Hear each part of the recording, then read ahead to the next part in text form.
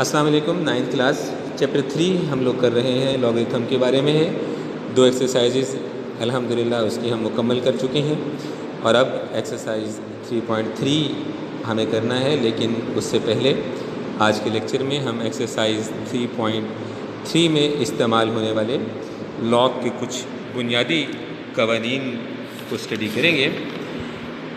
Laws of logarithm कहलाते हैं ये, और ये जो लॉज हैं इनके प्रूफ्स आज हम करेंगे ताकि आप बहुत अच्छे तरीके से इन लॉज को समझ लें और उसके बाद फिर अगली एक्सरसाइजेज में इन्हीं लॉज की प्रैक्टिस होगी, यानी एप्लीकेशन होगी, क्वेश्चंस के अंदर इनका इस्तेमाल होगा। तो हस्ब मामूल अल्लाह सुब्हानहू व तआला के पाक नाम से बाकायदा तौर पर आज के लेक्चर का आगाज़ करते हैं। बिस्मिल्लाहिर्रहमानिर्रहीम। मैं सबसे पहले आपको इन लॉज की पहले डिटेल दे दूँ कुछ, यानी ये यूँ कहलाते हैं लॉज ऑफ, बोलते हैं जी लॉज ऑफ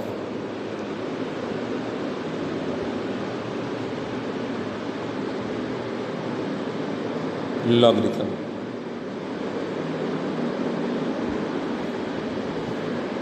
तो बेटा मैंने बताया आपको कि ये 4 बुनियादी लॉज हैं।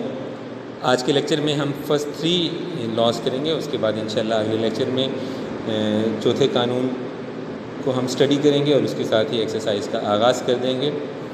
तो बेटा जो पहला लॉ है ये है नंबर्स के प्रोडक्ट के बारे में। यानी अगर कोई से 2 नंबर्स आपस में प्रोडक्ट शेप में हैं, उनका मल्टीपल हमारे पास मौजूद है और उसका लॉग लिया गया है, तो इसका आंसर आपको याद रखना है कि आंसर क्या होगा। दोनों नंबर्स के लॉग अलग अलग हो जाएंगे और दरमियान में प्लस आ जाएगा। यानी प्रोडक्ट देखें, यहाँ m और n के दरमियान में कोई साइन मौजूद नहीं है, तो इट मीन्स कि ये प्रोडक्ट है। तो ये प्रोडक्ट कन्वर्ट होगा प्लस में। और ये भी याद रखिए आप, इसको ध्यान में रखना है कि जैसे ही प्रोडक्ट प्लस में कन्वर्ट होगा तो दोनों गिवन नंबर्स के साथ लॉग अलग अलग होगा। यानी हम इसको ऐसा नहीं लिखेंगे कि लॉग mn और आप इसको लिख देंगे जी लॉग am प्लस n, ये गलत हो जाएगा। ठीक है जी।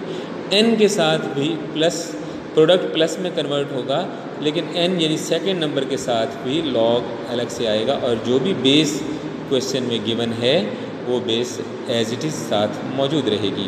अगर यहाँ a लिखा हुआ है तो a रहेगा, b है तो b रहेगा, 10 है तो 10 रहेगा। बेस में कोई चेंज नहीं होता ये फार्मूला अप्लाई करते हुए।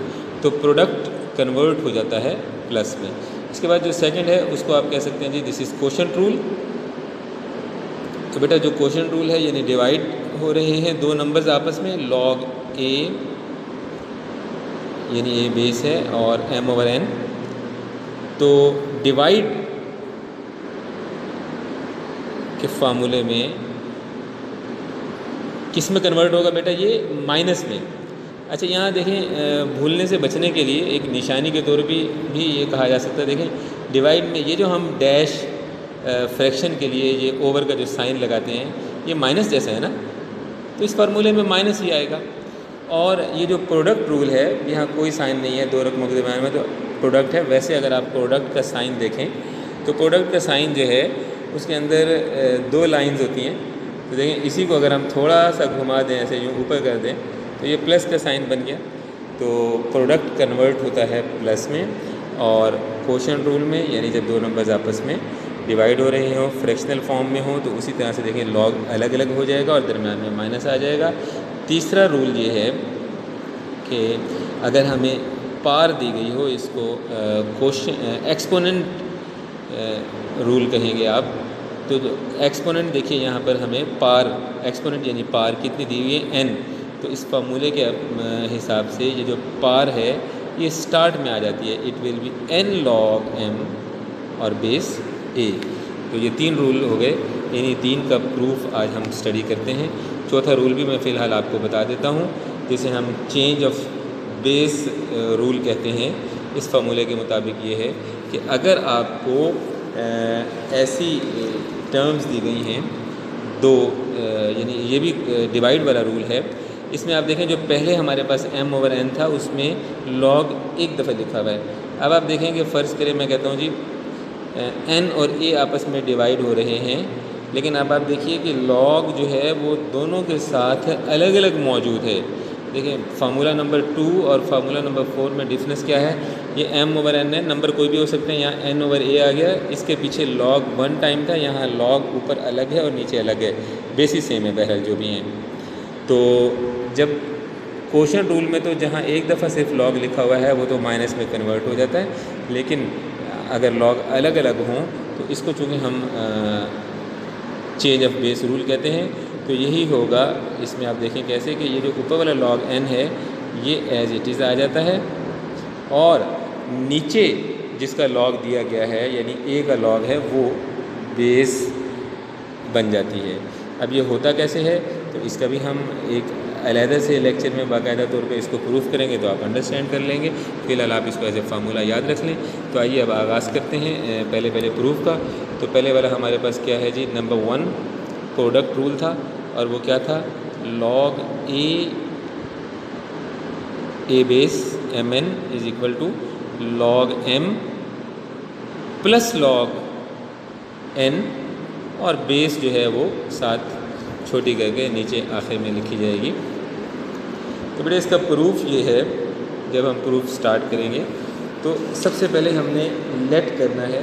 क्या लेट करना है, ये जो हमारे पास राइट साइड पे आंसर में ये दो लॉगिथम दिए गए हैं, यहीं से हमारे सवाल का आगाज़ होता है। इन्हीं को हम लेट कर लेते हैं। हम कहते हैं लेट, पहले का नाम हम x लेट कर लेते हैं, let x is equal to log a m and,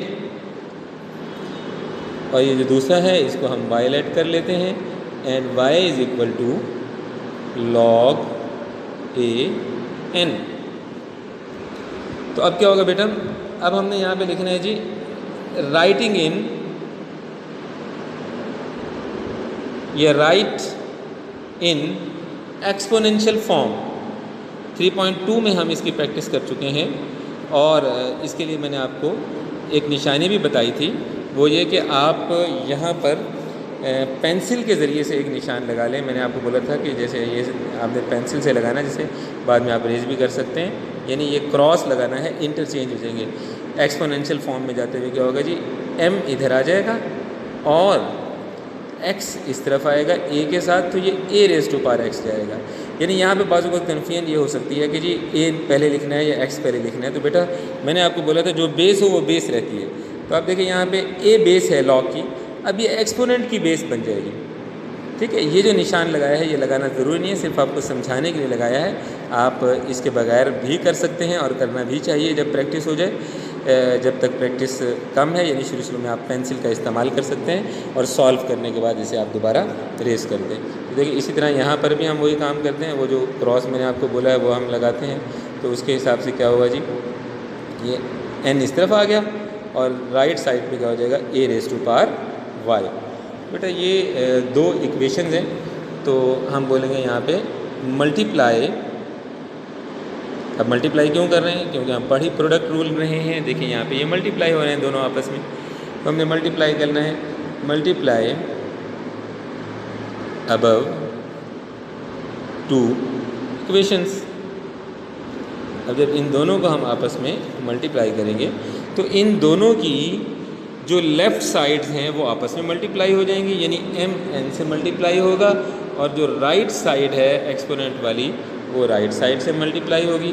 तो देखें कैसे आएगा, हम लिखेंगे हैंस, यानी रिज़ल्ट क्या निकला, m into n is equal to a raise to power x dot a raise to power y।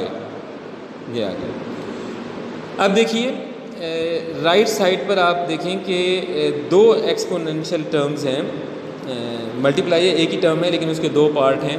तो एक दफ़ा लिखा हुआ है a raise to power x, दूसरा a raise to power y। तो हमने पढ़ा है कि अगर बेसिस सेम हो तो पार्स ऐड हो जाती हैं, चैप्टर 2 में आप पढ़ चुके हो। तो मैं क्या लिखूँगा, a raise to power x plus y mn is equal to a raise to power x plus y। तो बेटा अब यहाँ से हमने इसका दोबारा से लॉग लेना है, तो हम यहाँ लिख सकते हैं इन लॉगरिथम फॉर्म, इन लॉगरिथम फॉर्म। लॉगरिथम फॉर्म में क्या होगा, यानी जब हम लेंगे log ऑफ mn, तो ये जो बेस है ये अब log की बेस बन जाएगी और क्या हो जाएगा, equals to x plus y. तो ये जो x और y आ गए, तो अब हम इन दोनों की वैल्यूज़ पुट कर देंगे। आप यहाँ पे लिख भी सकते हैं putting the values of x and y, या यहाँ पे हैंस का निशान लगा के या ये रिप्लाइज दैट का निशान लगा के आप इनकी वैल्यूज़ पुट कर दें। log a mn यानी a base is equal to x, x की वैल्यू हमने ऊपर लेट की थी, आप देखें let x is equal to log a m। तो मैं यहाँ पर x की जगह पर लिखूँगा log a m और प्लस इसी तरह y की वैल्यू हमने लेट की थी y is equal to log a n, तो मैं वो भी वैल्यू यहाँ दर्ज कर दूँगा log a n। तो इसके साथ ही ये सवाल ओवर हो गया, ये प्रूफ कंप्लीट हो गया हमारा। देखें क्वेश्चन में हमें यही दिया गया था कि हमने प्रूफ करना था कि log a m n is equal to log m plus log n, और बेस वही a है जो कि शुरू में दी गई थी। तो नीचे आप हैंस प्रूफ लिख दें, या मैंने ये रिप्लाइज दैट का निशान लगा दिए, ओके हो गया। तो बिल्कुल सेम इसी पैटर्न पर जो है वो हमें दूसरा क्वेश्चन करना है, इसका दूसरा प्रूफ करना है, यानी जो क्वोशंट रूल था। अब देखें इसमें इसके स्टेप्स देखिए, सेम स्टेप्स हैं। यानी हम लिखेंगे log a m over n is equal to log a m। तो क्या हमने पढ़ा था कि जो डिवाइड हो रहे हैं तो वो कन्वर्ट हो जाएगा, क्वोशंट का साइन जो है, डिवाइड का जो साइन है उसकी जगह माइनस आ जाएगा। सेम स्टेप्स हैं बेटा। प्रूफ आप लिखेंगे, आपने लेट कर लेना है, let x is equal to log a m, और इसी तरह से एंड लिख के y is equal to log a n। अब क्या होगा, अब हमने लिखना है जी right in exponential form, in exponential form. जब इन्हें हम एक्सपोनेंशियल फॉर्म में कन्वर्ट करेंगे तो बिल्कुल फर्स्ट प्रूफ की तरह सेम स्टेप्स होंगे, देयर इज़ नो डिफरेंस। इसी तरह ये भी n इधर और y इधर, तो it will be n is equal to a raise to power y। तो बेटा ये दो एक्सप्रेशंस हमारे पास, दो इक्वेशंस बन गई।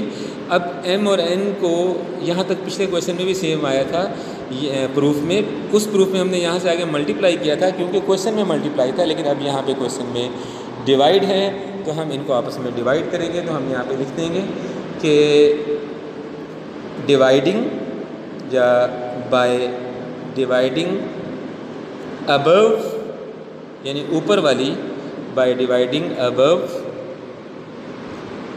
Two equations.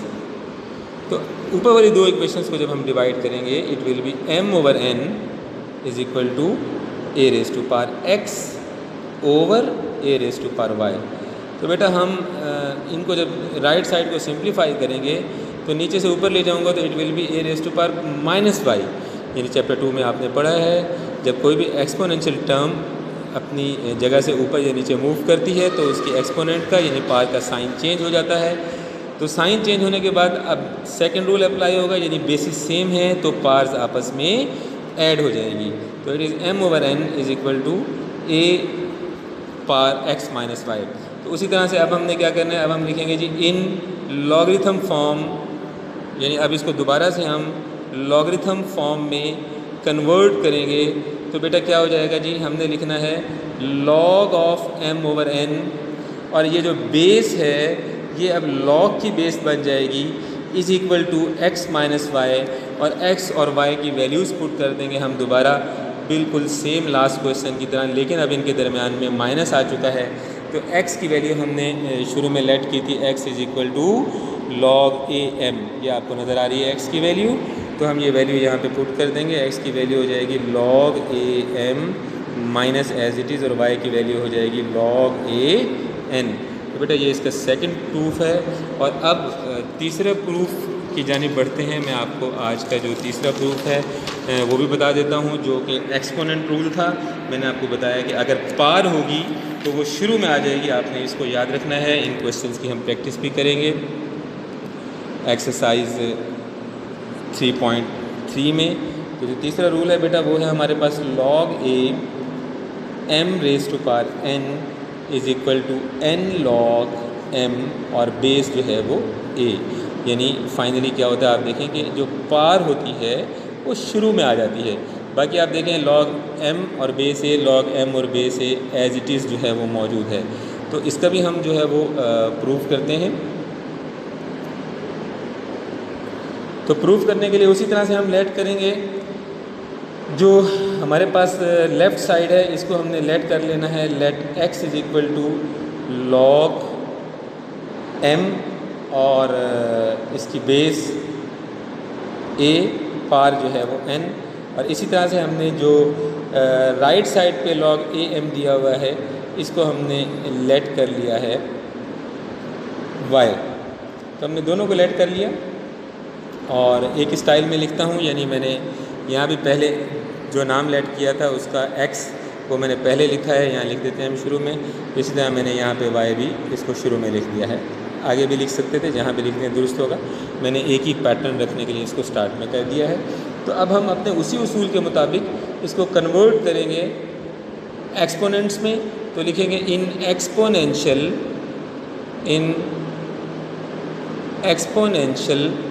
Form. Exponential form में क्या होगा बेटा, जब हम इसे एक्सपोनेंशियल फॉर्म में कन्वर्ट करेंगे तो ये m/n as a one term left side पे आ जाएगा और x राइट साइड में मूव करेगा एक की जानिब। तो it will be m raise to power n is equal to a raise to power x। मैंने आपको बोला था जो बेस होती है वो बेस रहती है, इस बात को याद रखना है, गलती नहीं करनी। और इसी तरह ये जो हमने सेकंड अपनी टर्म लेट की है, यहाँ भी m इधर आएगा और y a की साइड पे चला जाएगा। तो ये क्या बन जाएगा, m is equal to a raise to power y।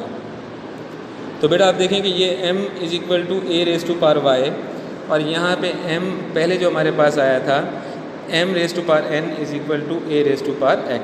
तो मैं इस m की जगह पर ये m की वैल्यू पुट कर दूँगा, ये जो हमारे पास वैल्यू निकली है। तो अब हम लिखेंगे, इसको बोल दें आप बेशक इक्वेशन 1 अपनी आसानी के लिए। तो हम यहाँ लिखेंगे put m is equal to a raise to power y, यानी ये जो वैल्यू निकली है इन इक्वेशन 1। तो जो इक्वेशन 1 है वो ये है। यहाँ m की जगह मैंने लिखना है a raise to power y और m के ऊपर जो पावर n है वो एज इट इज़ यहाँ पे हमारे पास आएगी और is equal to right side में हमारे पास मौजूद है बेटा a raise to power x। तो लॉग का एक्सपोनेंट का बेसिक रूल के पार और अगेन पार हो तो वो आपस में मल्टीप्लाई हो जाती है। तो इसको हम क्या करेंगे बेटा, n और y आपस में मल्टीप्लाई हो जाएंगे, n y हो जाएगा इज़ इक्वल टू a। तो अब यहाँ पर फिर दोबारा एक्सपोनेंट वाले चैप्टर में आपने एक बेसिक रूल पढ़ा कि अगर बेसिस सेम हो तो पार्स आपस में बेसिस सेम हो तो पार्स को आप इक्वल ले सकते हैं। यानी यहाँ से आप लिख सकते हैं जी N Y is equal to X या X is equal to N Y, यानी ए और ए दोनों बेसिस सेम है। ऐसे समझिए जैसे आपस में कैंसिल हो गई, कट का निशान लगाने की ज़रूरत नहीं है क्योंकि हम रूल अप्लाई कर रहे हैं। बेसिस सेम हो तो हम पार्स को सेम ले सकते हैं, एक तरफ की पार एक्स है और एक तरफ की पार एन वाई है, दोनों को आपस में इक्वल ले लिया। और अब हम यहाँ पर वैल्यूज़ पुट कर देंगे। जो लेट की थी एक्स की जगह एक्स की वैल्यू, जो यहाँ पे लेट की हुई है वो क्या है, log M raise to power N और बेस ए। तो मैं यहाँ पे लिखूँगा बेटा, देखें एक्स की value log M raise to power N और इसकी बेस ए है is equal to N as it is. और ये जो y हमने लेट किया था ये y भी हम यहाँ पुट कर देंगे, यानी वो क्या है लॉग m बेस ए।